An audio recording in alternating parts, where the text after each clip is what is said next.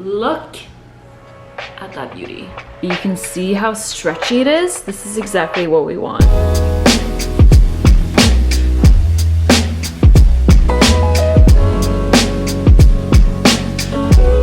Welcome back to another episode of Afternoon Fika, where I walk you through how to make like classic and less classic Swedish baked goods.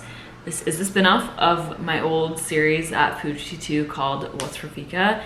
I just love that series so much and I wanted to keep doing it, and I also really enjoy showing you guys how to bake and baking tutorials. So I thought this would be really fun to keep filming on my own, and now that I am working for myself and freelancing and whatnot. And let me just start off by saying that I'm so grateful to be able to do this by myself and to be able to be my own boss and have been able to like gone off on my own. This would not be possible without you guys who watch and make my recipes. But I will say this is the first official week since I've been back from traveling where I have been like had a first week of working in my apartment and being alone and whatnot. And it is, I give so much credit to people who've been doing this for a long time, because it's a lot harder than I maybe thought it would be. I feel like I'm so used to being in an office where there's people around and people to talk to, but also people to like talk about recipes with. And I feel like I get to the end of the day and I'm like, I need to hang out with someone, I need to talk to somebody. Oh, postman is here. But anyway, let's get into the recipes. So we're gonna make, in Sweden, I would call it or gifflar. There are two different versions. There's the kind that you get at the store that are basically like mini cinnamon buns. I'll pop one up on the screen, but they're really good. They're about like that big. And then there are these gifflar that are traditionally, or I think they're traditionally filled with marzipan. This is always how my grandma would make them. So she would fill them with marzipan or an almond paste. And we actually made them together in Sweden a few weeks ago. And when I was doing that, I was like, when we were making them, I was like, this would be such a great recipe to kind of like redevelop and post on not only this for Afternoon Fika, but also just in general for a recipe for you guys to recreate. And this is a different recipe than the one that my grandma used, obviously, but it's basically like a sweet dough rolled with marzipan on the inside. And then I thought the idea of like orange and marzipan or orange and almond is really good together. So I decided to make a orange sugar to dip the bun in afterwards after it's been baked, and it's so good. I tested the recipe the other day and it was really good. I will say, I think for this test, I'm gonna switch up the marzipan filling a little bit. It was a little too thick, so when you bit into it, it really was just like marzipan candy almost. It was good, but I want it to be a little more like frangipan-ish. So I'm gonna add a little bit of orange juice, I think, to the filling, just directly from the orange that we're gonna zest. I think that's it, honestly. I really just want it to be a little bit more spreadable and a little bit looser, but this recipe is super easy. They're so soft and chewy, and I think you're gonna really like them. And I think it's just like, it's a classic Swedish dessert, and it's a perfect fika treat. And at the end, maybe we'll see if I have time, we'll sit down, have a cup of coffee, talk about the recipe, and have a little fika. So I'm gonna get all my ingredients together and gonna start baking. So for a really long time, I would only use active dry yeast, which then you obviously have to activate. But now I mostly just use instant yeast just because it is easier. The dough usually proves a bit quicker, and you don't have to do the extra step of necessarily heating the milk and making sure it's at the right temperature. Obviously, you can do whatever you want. Sometimes active dry yeast will make the flavor a little bit more, like there's a little bit more flavor development sometimes because the dough has to proof for longer. But these recipes already take so long because you have to wait so long for the proofing twice and then baking, obviously. So I honestly prefer to just use instant yeast. You can pretty much use them interchangeably for the most part. A little bit of yeast.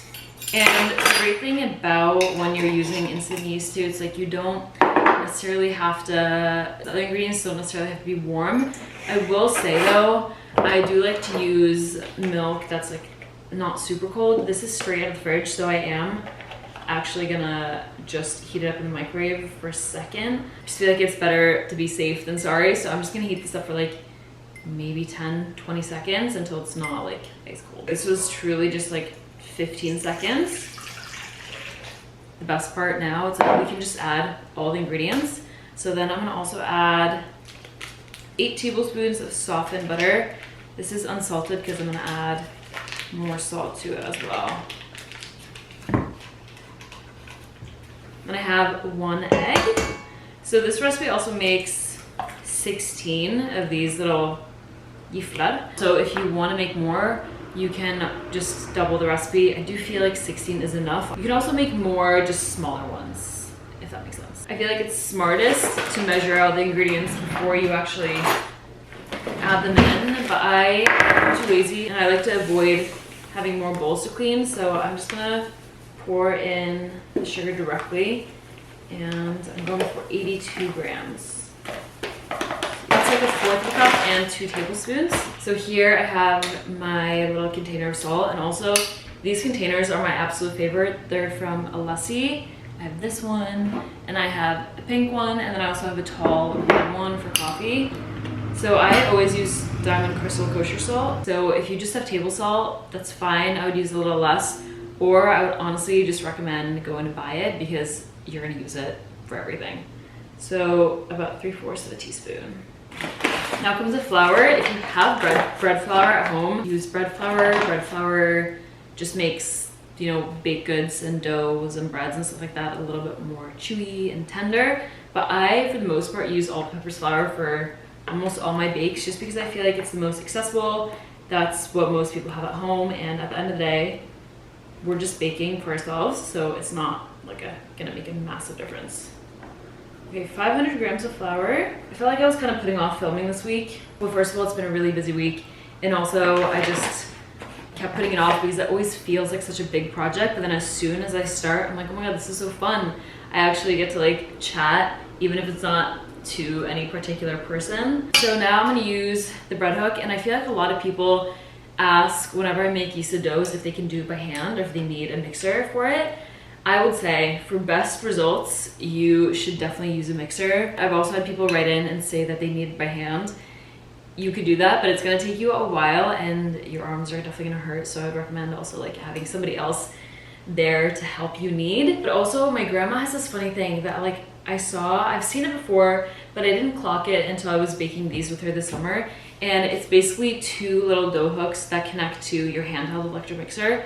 So if you have a handheld electric mixer and not a KitchenAid, like the one I have back there, then I would get those little 2 attachments. I think it's hard to really knead as much as you like need to for a dough like this with one of those, especially if a dough is a little bit like tougher and not so loose. I think those work really well for a loose dough, but you are gonna definitely end up with the best result with a stand mixer and less effort. So it's a lot easier, obviously. So I'm gonna mix this on medium speed for probably about 20 minutes. The longer you knead, the better, or the like chewier and fluffier your bun is gonna get because it develops gluten. So you don't wanna stop until you can take a piece of dough and you can perform the window pane test or the stretch test. So we're gonna take a piece of dough and we're gonna stretch it. And if it rips quickly, we gotta knead it more. And if you can stretch it like kind of wide like that and you can see through it, then it's good to go. So that's a pro tip on how to make sure that the buns are as fast as they can be. Also, if you're not sure which mixer to get, I love this one because it's so powerful. The ones that are a little smaller are obviously also really good, but I love this one.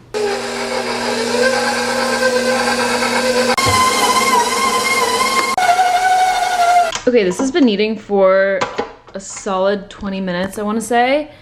It doesn't look super stiff, I know. Actually, I might have to add a little more. I think I'm gonna actually add a little bit more flour. You can see how stretchy it is. This is exactly what we want, and it looks really smooth, but definitely a little sticky. Okay, so the dough is done. It's pretty elastic dough, which is exactly what I wanted.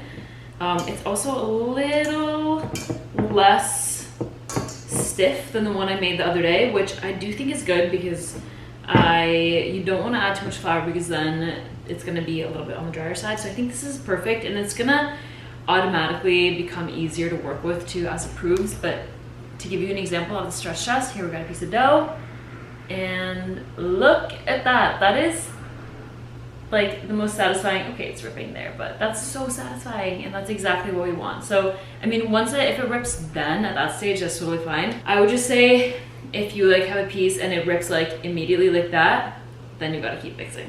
So I'm just gonna shape this into a ball.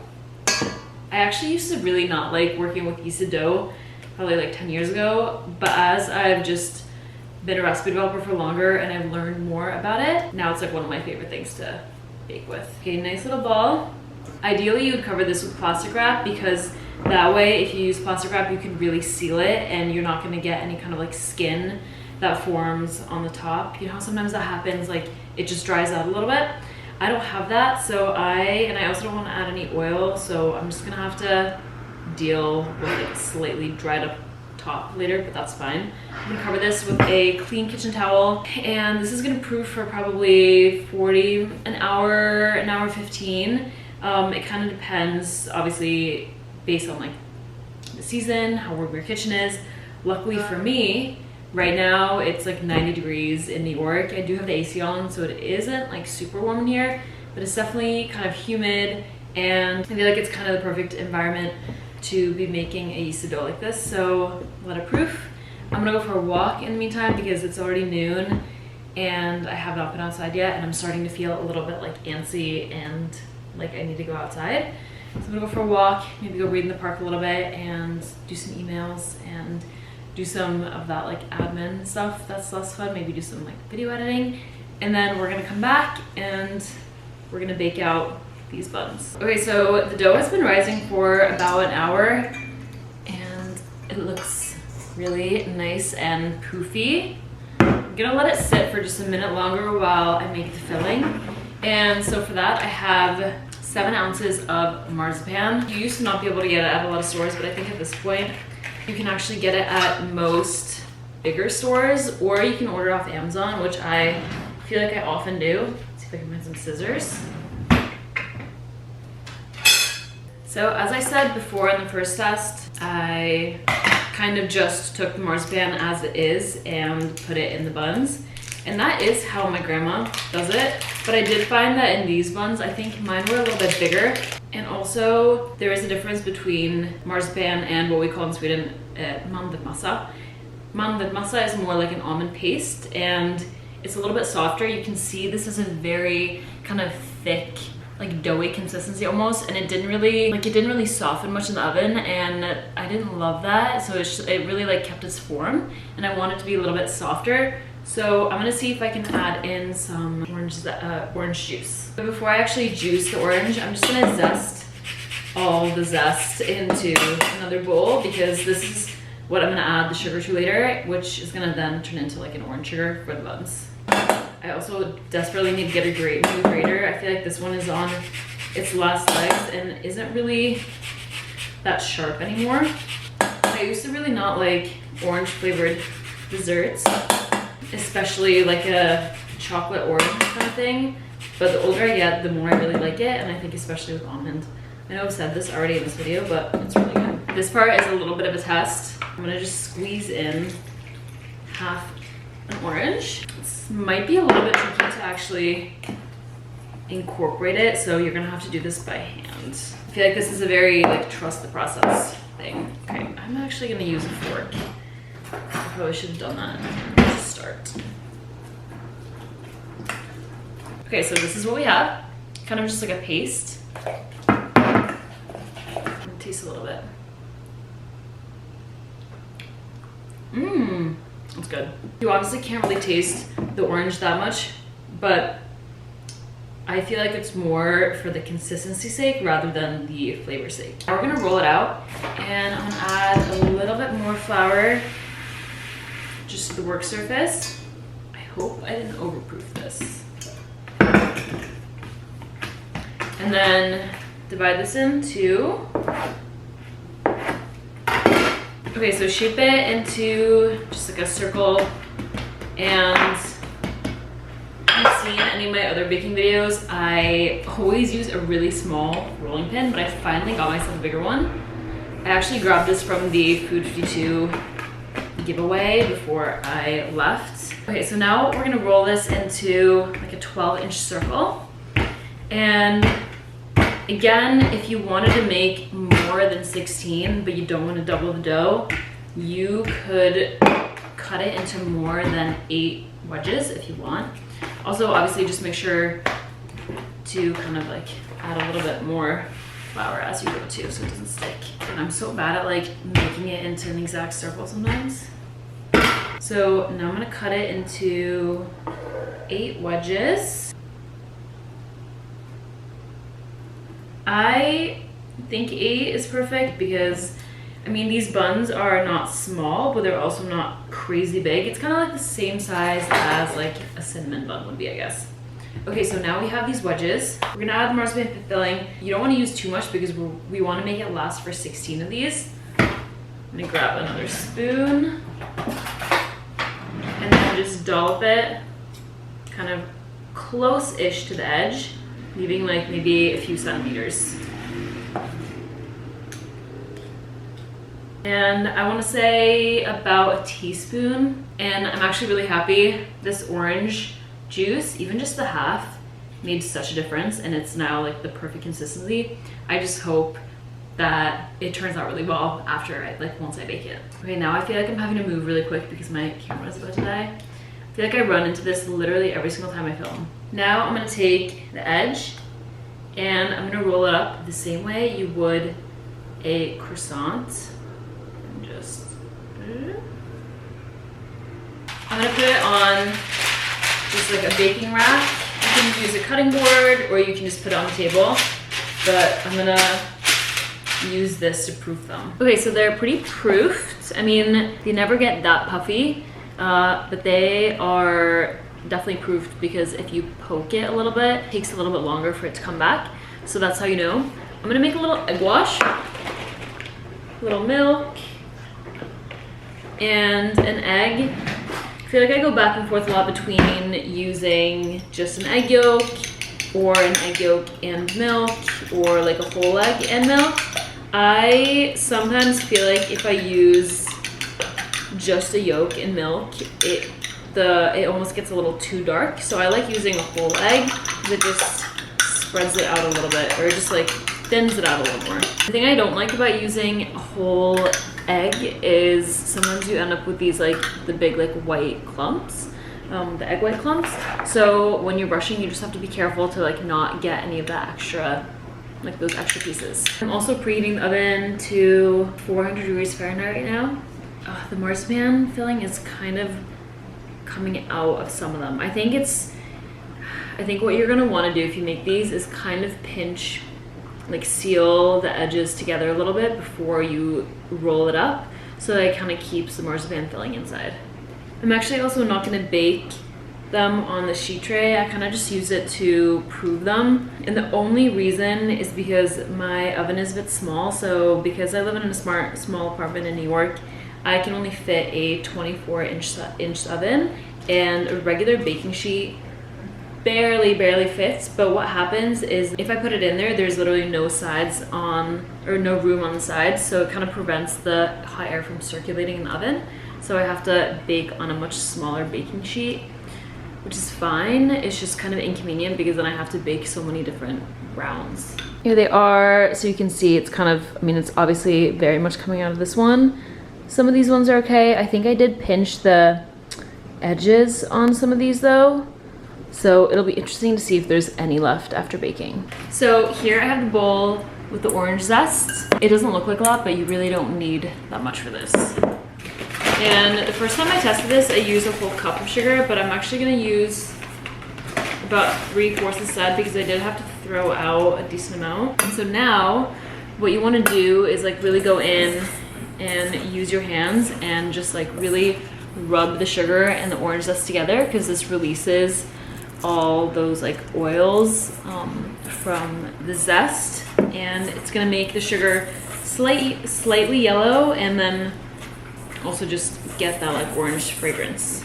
This is also great for if you're making like a lemon loaf cake or any type of recipe with citrus is using the zest and either rubbing it or whipping it into the sugar and or butter. It smells so good. Here's the sugar. I love how you can see these little yellow specks, and all the sugar just has this like slight yellow tint to it too. Okay, so smaller baking sheets. Obviously, if you have a normal size oven at home, use that. I'm gonna do 4 at a time for now. Okay, and these are gonna go in for 18 minutes. Final batch just came out of the oven. It does, the not great thing about baking it or baking them on a small baking sheet is that you have to do so many rounds, and because they bake for 18 minutes, that's like an hour and 20 minutes almost. So I would definitely recommend, if you can, just baking them on a big one. But here they are. Unfortunately, these did overproof just like a little bit, and I think that happens when you have to bake them in so many batches. But they look great. Some marzipan seeped out, but that's fine. I think there's still gonna be like a decent amount inside. Here are the rest. I'm excited because I'm actually going to a friend's house tonight, or apartment. She just moved up to the Upper East Side, and so I have people to bring them to. Okay, I didn't love having my camera over there because sometimes I want to grab the camera and do like an overhead and show you guys more like detailed or like overhead close-up photos, I guess, or videos. But it's hard to do that if my camera is positioned in one place. So I kind of would rather just like have it on the counter like this. It's kind of like maybe not the best angle, but that's okay. When you're just one person, you just have to make it as easy as possible to film. Especially for me, if I overcomplicate filming and I have like too many big lights and like I have no light and have to like move tripods around, like I'm not gonna do it. So it's easiest for me if I just like literally put the camera up on a random place on my counter and then just cook this way. Here I just have a little bit of melted butter, and then here I have the orange sugar. So what I'm gonna do is brush each bun with melted butter, and then I'm gonna dip it into the sugar. I should have saved my other brush for this though, because I prefer using like one of those this whole brushes instead of a plastic one. So fully coat the top with butter, and then into the sugar, just press it in there, and look at that beauty. That looks unreal. Little butter. Make sure to get into like all these little creases too, because otherwise the sugar won't stick. And then into the sugar. You have to kind of like move it around. That looks so good. They're officially done, all of them. I think I already showed you a photo, or I already did an up close, but it looks so good. Okay, I'm super curious to see what it's gonna look like on the inside. Ooh, perfect. Might be hard to see from where the lens is, but before there was kind of like a clump right in the middle, and now the marzipan filling has kind of spread itself through the little creases on the inside.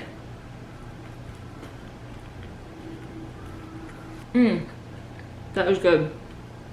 I also brewed myself a little cup of coffee so that I can have a true fika. It's now like 3-ish, so it's actually perfect timing. They did get like a little bit brown on the bottom, but it's because of my oven. But overall, I'm actually really happy with these. They're super soft, and I love how buttery and sugary the top is. I think it adds a lot to the whole bun because the bun and the filling itself isn't that sweet. So I think you can get away with having this like sugar topping.